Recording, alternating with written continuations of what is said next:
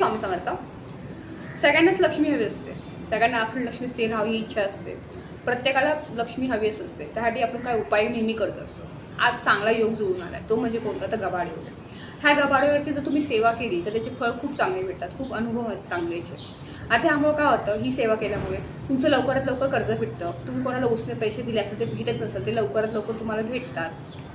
सोबत लक्ष्मी म्हणजे लक्ष्मी तुमच्याकडे स्थिर राहावी यासाठी ही सेवा केली जाते. लक्ष्मी प्रत्येकाला असते पण ती राहत नाही. म्हणजे तुमच्याकडे ₹1,00,000 जरी पगार असेल तर महिन्याच्या अखेर तुम्ही ठणठण गोपाळ असता. ती लक्ष्मी स्थिर राहण्यासाठी पण खूप महत्त्वाचं आहे. ती स्थिर राहण्यासाठी पण हा उपाय, ही सेवा जर तुम्ही केली तर तुमच्याकडे लक्ष्मी स्थिर सुद्धा राहील.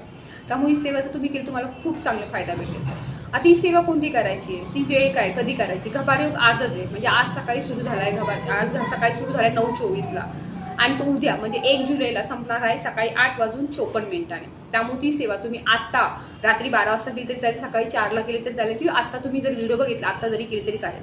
ही सेवा नक्की करा, तुम्हाला खूप चांगली प्रचिती येईल, खूप चांगले अनुभव आहे त्याचे. आता ही सेवा काय करायची आपल्याला, नक्की काय कोणती सेवा करायची. खूप जास्त वेळ नाही, तुम्हाला अर्धा तास खूप लागेल ही सेवा करायला. आपल्या देवासमोर घीचा दिवा लावा किंवा तिळाच्या तेलाचा दिवा लावा, तिथे बसा. प्रत्येकाला श्रीयंत्र असतं, श्रीयंत्र तुमच्या कमळगट्ट्याची माळ ठेवायची.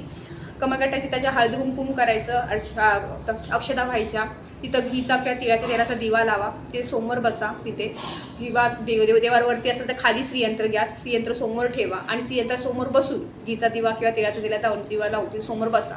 तुम्हाला कोणते मंत्र जप करायचे. 1 माळ श्री स्वामी समर्थ करायची, 1 माळ तुम्हाला विष्णू गायत्री मंत्र, 1 माळ महालक्ष्मी गायत्री मंत्र, 1 माळ कुबेर गायत्री मंत्र, 1 माळ सोंडेश्वर मंत्र,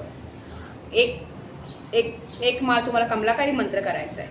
तुम्हाला 3 वेळेकडे सूत्र म्हणायचं आहे आणि एकदा तुम्हाला श्रीसूक्त म्हणायचं आहे. 16 वेळा जमलं तर 16 वेळा म्हणा किंवा एकदा म्हटला तरी चालेल. परत सांगते, 1 माळ श्री स्वामी समर्थ, 1 माळ विष्णू गायत्री मंत्र, 1 माळ लक्ष्मी गायत्री मंत्र, 1 माळ तुम्हाला